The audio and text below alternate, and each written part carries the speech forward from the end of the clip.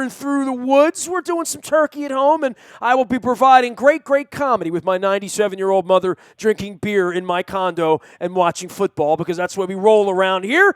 You can reach me anytime during the holiday out on our Twitter, our Facebook, all of our social media, and fun. The Cincinnati Bengals are coming to town this weekend, so after all the Thursday football and leftovers and pumpkin pie, we'll see if they lay a turkey here. This guy's been covering the Bengals for a number of years at the Cincinnati Enquirer.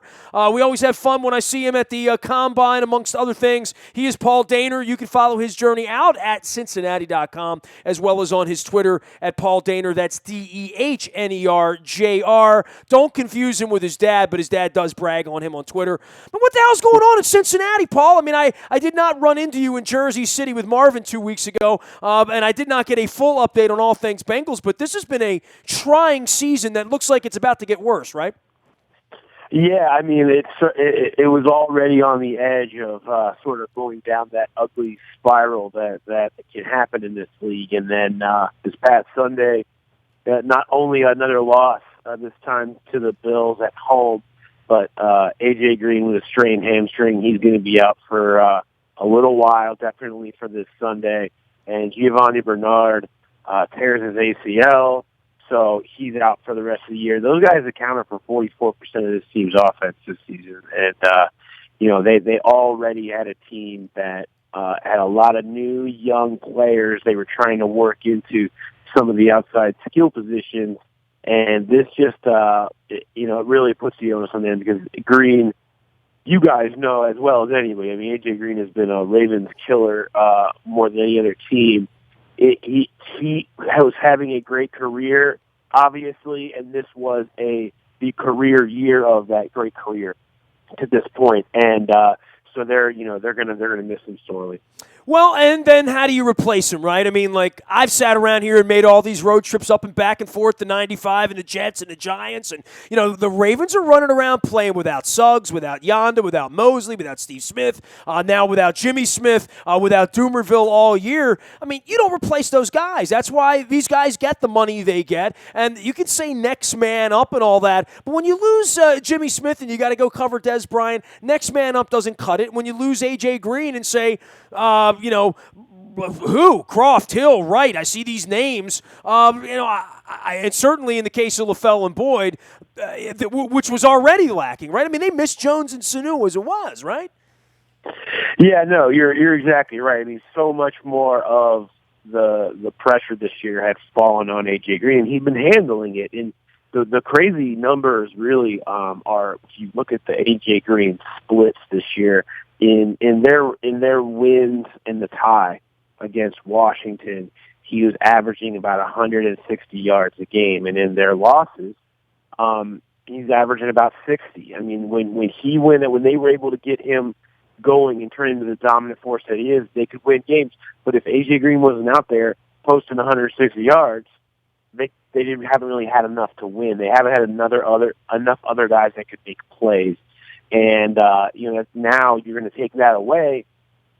You don't really know where it goes. We saw what it did on Sunday, which is unfair because, you take them away and on play 2 of the game, it's hard to adjust your game plan. They'll have all week to try to get guys ready. But, we saw on Sunday they scored 12 points against Buffalo, and they didn't do anything in the second half of that game. So then you throw in the Ravens and one of the top defenses in the league, and it's hard to see how they're suddenly gonna get everything on track. Paul, you know this as well as I do. You're around these guys. I mean, last week, Joe Flacco's answering and deflecting Ray Lewis street smack, when they're in first place. It always falls to the quarterback, right? And, when the quarterback's, winning the Super Bowl and or making the playoffs, in Dalton's case, the last 5 years, things are good. Then you start taking weapons away, and then you start seeing an offensive line that has not been up to snuff, which is what Dalton has. This might get a lot uglier for him over the next 6 weeks, right? Yeah, certainly it's something, this year it's something he's been used to because he this year has had more change and more things to adjust to and more things thrown on his plate than at any season in his career. I mean, you think about it, he had a new offensive coordinator, Hugh Jackson left, and Ken Zampese took over. No longer had Marvin Jones, no longer had Mohamed Sanu. For the first 6 weeks of the season, didn't have Tyler Eifert. He didn't have his offensive line put together the same way, with Cedric Ogbuehi, the 2015 first-round pick, making his first year starting, and Ogbuehi has been it's been bad. I mean, it's been bad. They've had to put in a rotation with him and veteran Eric Winston just to try to keep the damage down. And, he's running for his life. But yet, really through much of the season, he was still putting up pretty good numbers and doing a lot of good things. His interception rate was down to a career low. He had a couple of picks this past Sunday. But, you're still happy, I think, with what Andy Dalton is. But you're right. This happening is just kind of more the same for what this year has been for him, with a lot of stuff put on his plate and a lot of new things to adjust. Well, and the other part of it in the passing game is losing Gio Bernard, who was, second guy that I guess Andy Dalton would look to, especially in checkdown situations, to make plays. That is also a missing element of making plays in space that's now gone, right? Oh, absolutely. With Gio leaving, being gone, and they certainly lose his ability to catch balls out of the backfield, whether it was screens, whether it was dump offs, whether it was, designed swings, wheel routes, those types of things. That's obviously a big deal. But, really, he's also really good in blitz pickup. He was just a calming force on third downs. And without him, Rex Burkhead will probably come in and play more. This will be his first real action as a pro, even though he's in his fourth season. He's been sort of stuck behind Jeremy Hill and Giovanni Bernard. And you'll see more of Jeremy Hill, who can certainly handle third downs. But, it's just a very rare skill set that Gio has that's going to be lost. Paul Dehner covers all things Cincinnati Bengals and has for a number of years at the Cincinnati Enquirer. You can follow him at Cincinnati.com for all Bengals coverage, and certainly out on Twitter as well at Paul Dehner JR. That's DEHNER JR on Twitter. All right, let's talk about Marvin. I mean, famously of my long-standing relationship with him, and it always I can't begin to tell you, and maybe it's because I got rabbit ears about Marvin and my affection for him, but every time I hear his name brought up by football fans, whether it's, on a bus, a plane, Twitter, sitting at a sports bar on a Sunday night in some airport, it's always, they got to get rid of Marvin Lewis. I don't know that the Bengals people would really look at that and say that that's a wise part of this solution, because I think they remember what it looked like before he got there. I look back over the last 5 years, it's really been kind of amazing. I mean, outside of Belichick, nobody wins more football games than Marvin Lewis there, and now we're into the choppy water period. I'm guessing the Browns are going to ride this out, and they're not looking to ride Marvin out, especially given the fact that they might not win another game. They might be the place Cleveland wins 2 weeks from now. I got to see it to believe it with the offense, with this kind of productivity out of there, but it will ultimately fall to Marvin. It'll be Marvin's record on this, right? Yeah, I mean that's the thing at the end of the day is the heat comes from. I think people understand and respect what he's done for the culture here, and that he's turned this into a quality job and turned this into a football destination, and all that type of stuff. Well, he's the one that raised the bar that they expect to win now, right? I mean, literally, nobody expected to win before. Well, yeah, not just expect to win, but expect to win in the playoffs, need to win in the playoffs. And to the point that a one bad year like this, where this is, they're going to have likely there's a good chance that they end up with their first losing season since 2010. I mean, it's a long time, and he's been the one setting that tone. He deserves the credit for that, and really doesn't get it enough. But the other flip side of it is still 0-7 in the playoffs, and what happened at the end of the Pittsburgh game last year obviously reflected poorly on him as the coach, as the guy who's in charge of behavior and that type of stuff. And then for the season to spiral as it has this year, it brings about questions certainly. But I don't think, in my opinion, if you talk to those inside of the organization, I don't think that there's a feeling that they're going to want to fire Marvin Lewis. I think when Marvin Lewis is no longer the coach of the Bengals, it's going to be because he chooses to walk away. I don't think that they ever will fire him. There's too much respect there. There's too much belief in what he has done and can do, for Mike Brown to do that. This is maybe in 31 other NFL towns, the outcome would be different. But Mike Brown is a different animal, and there's a different loyalty. There's a different patience here than there is really in any other sports, any other team that I can even think of, any other owner. So, and there's just a comfort with Marvin Lewis. That's why I don't foresee anything happening here. I don't necessarily think that's a bad thing in this particular case. And but again, this might get really ugly the next 6 games, right? I mean, they're not going to pick first in April, but they might pick in the top 5 or 6 because this really might not go well, right? Well, I mean, yeah. If it goes the same way that it's gone, I mean, it's already gone not well. So, you look at their wins this year. Their wins were in the opening game against the Jets, who turned out to be bad. They have a win against the Browns, who we all know are bad. And they beat the Dolphins on a Thursday night when the Dolphins' entire offensive line was basically hurt, and they were playing atrocious football. They haven't gone out there and shown that they can beat a team with any teeth to it all season. They've been close. They've had flashes, and the defense has played well for a couple of weeks, and while the offense sticks. The offense has been good, and the defense has faltered. It's been kind of baffling. It's been one of those weird types of years. And you're right, and they're staring down a schedule that has 4 more AFC North games left in it, and that's really their only hope they're holding on to, is to be able to get it together against the North. But if they don't, things tend to go down the slippery slope at that point, and they're already currently would be number 6 in the draft order where they sit right now. So sure, it could definitely spiral even further, but it's already spiraled pretty far. Yeah, Paul, when I think of Marvin's destiny there in Cincinnati, and if it doesn't end with a Lombardi trophy down on Fountain Square, it'll always be tied back to Vontaze Burfict, right? And probably the whole era of who they going to arrest next that Marvin tried to sort of flush out at one point. And now, as they come in here this weekend, I don't think there's any argument Vontaze Burfict is their best player now that A.J. Green's not out on the field. And, they sort of rise and fall with him. And, even as recently as the last couple of weeks, still stupid penalties and doing sort of, things that Marvin doesn't want him doing, period, right? That don't reflect well.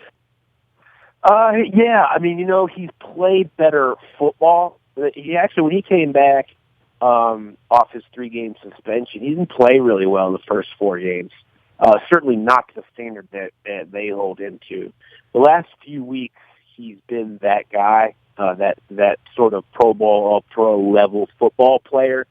But you're right. I mean, we still end up talking about things like him flashing the bird to fans and jumping in and having a possible fine on a hit on Robert Woods, coming in late with his head, and you're talking about that kind of stuff instead of the way he's played. I mean that's I think always going to be a part of Vontaze Burfict, at least in the foreseeable future. And that's acceptable there, right? I mean, literally, it's not acceptable, but it's accepted, so it must become acceptable, right?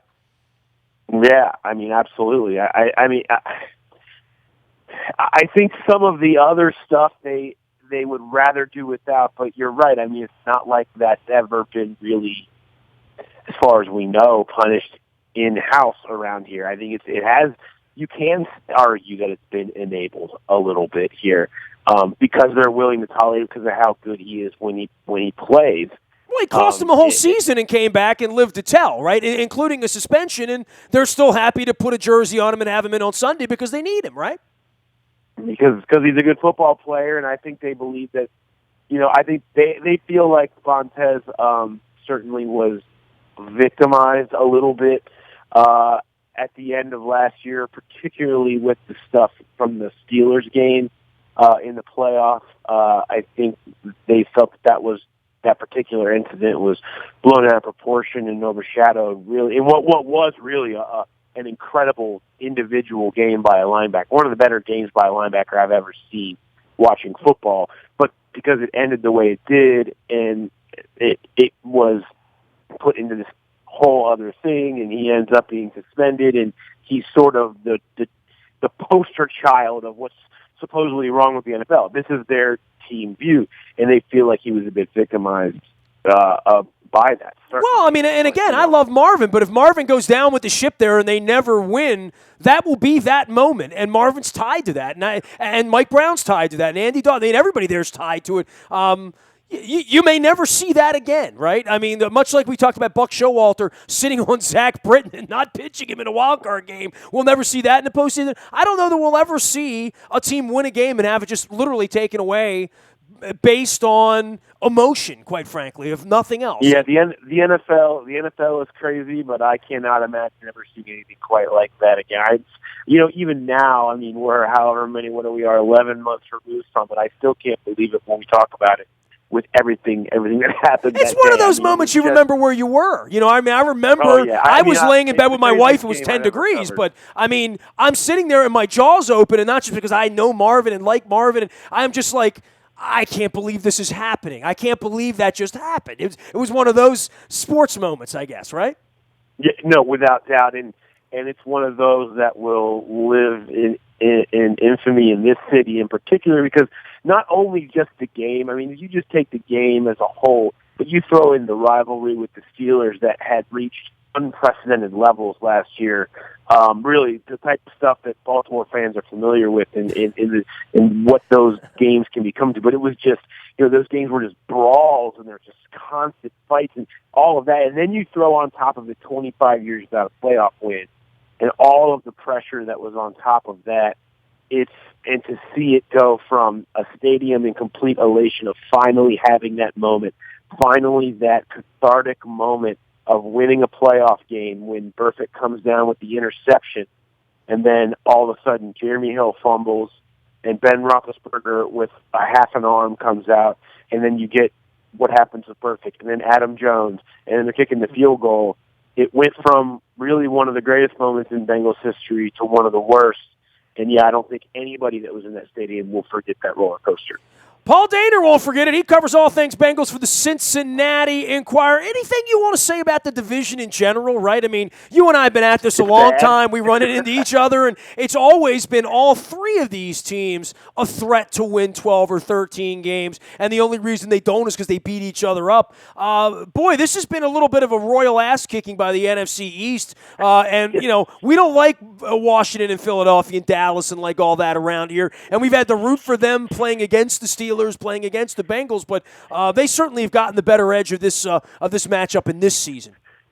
Yeah, we're used to this division being really the cream of the crop, and it's been the opposite this year. I mean, it's just been bad. I mean, all obviously the Browns are the worst. The fact that the teams in this division only have as many wins as they do, getting to play the Browns is really remarkable. I mean, it's just how inconsistent everybody has been, whether it's been, Baltimore on offense, or whether it's been the Steelers on defense, or dealing with all their injuries and suspensions, and then the Bengals really on every level. It's not anything that anybody was used to or necessarily could have seen coming. So, the crazy thing is how, the Bengals have been truly awful this year, and yet they're only a game and a half out of first place with 4 games in the division. That goes to tell you how far down this division is going. One last thing for you, Paul. The London trip. I haven't done it. I know a lot of media people that have done it. Anytime I get somebody on that's made it, just some thoughts. We haven't done it yet. We have a game with Jacksonville on the road next year that could be turned into that, as well as Nashville and some other stuff. But giving up the home game for the Brown family, going over there, taking the money game, as they say, getting the bye afterward. I've heard a couple people this week in Cincinnati tell me that the organization didn't do well with the trip in some way. I think the problem with it is giving up a home game. I mean, what it's turned this part of the season to was really just seeming like a never-ending road trip because of giving up the home game. The Bengals ended up going 52 days with one game at Paul Brown Stadium. So, that really wore them down, I think. And I think you throw in the fact that the schedule was pretty tough early in the year, and it was kind of a killer. And they're playing at 9:30 a.m. one week, and then have a bye, and then they're playing on Monday night at 8:30 p.m. the next week, and they've played on Thursdays. There's been no routine, there's been no schedule. As far as the trip goes, I think they did as good as you can do of finding some regularity in that, and finding a bit of normalcy and going over on Thursday. And, and I think the players enjoyed, doing something different. But at the end, when you start looking at the football factor, it makes the entire path a lot harder for you as a team, when you give up a home game. If it's a away game, I mean, there's a way, away games are away games. It's like a little bit harder than going to Seattle. But when you get the home game, it has a ripple effect. Paul, we'll see you on Sunday. I hope you and your family have a great Thanksgiving. It's always good to visit with you, man. And we'll be spending New Year's Eve in Cincinnati. It's always the way it is there. And I guess it's either that or Cleveland or Pittsburgh. So, I'll deal with Fountain Square and the crazies and the fireworks on New Year's Eve. Be interesting to see what happens with the Bengals the rest of the way. Do you think at any point there's any life left here, or do you think this has an ugly ending for them? I think it continues going in the direction it has. And, there's going to be a lot of rebuilding talk and a lot of change probably coming this offseason in the roster. Yeah, well, I mean, that's inevitable, especially when you have that much continuity. At some point, the change comes. Paul, great having you on, man. No, we'll keep the faith and enjoy the pumpkin pie. Sounds great. Have a good one. You got it. Paul Dehner covers all things Bengals for the Cincinnati Enquirer and has for a number of years. Great guy to follow on Twitter as well at Paul Dehner. That's DEHNERJR. That's Junior because Senior promotes his Twitter on his page anyway. All good stuff. Cincinnati.com as well for Paul Dehner of the Cincy Enquirer. You can find me out in the Buy a Toyota Audio Vault 24 hours a day from anywhere in the world on your mobile device. Just download the TuneIn Radio app. We come in clear. You can listen anytime you want, anywhere you want. We also broadcast live out on Facebook Live as well as on our YouTube WNST channel. Big thanks to our friends at buyatoyota.com for sponsoring our Audio Vault. Morning newspaper ships to your email inbox, even on holidays at 7 a.m. digitally to your email via Planet Fitness and planetfitness.com. They are our morning newspaper sponsor. Last but never least, breaking news happens anytime, but it happened on Tuesday morning when the Orioles announced Roger McDowell as the pitching coach as well as Alan Mills, bullpen coach. Welcome back, Millsy. Love you. Up from Bowie, the championship team last year as well. So that happens anytime, day or night. So you want to be on that WNST tech service. That's all brought to you by Coons Ford of Security Boulevard. Dennis Colatzos is here every Thursday. It was Wednesday this week, but Thursday every other week from 3 until 5, driving you home with the SSV on WNST. Nasty at WNST.net reaches me. I'm a very available individual. Even on the holidays, I'll post some pictures of my mom drinking beer and eating turkey. Facebook, Twitter, LinkedIn, Snapchat, Instagram, and as we said, always streaming live. We are WNST.net, AM 1570 and WNST Towson, Baltimore, and we never stop talking Baltimore sports.